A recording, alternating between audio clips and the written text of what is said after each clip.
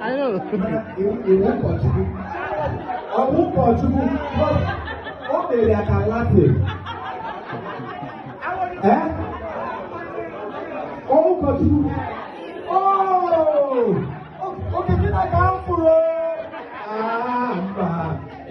Sorry.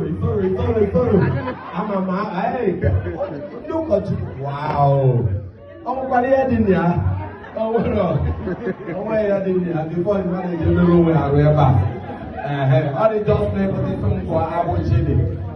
Abu Chili, if we gave over, you go for the shit. You go by way, yes. All right.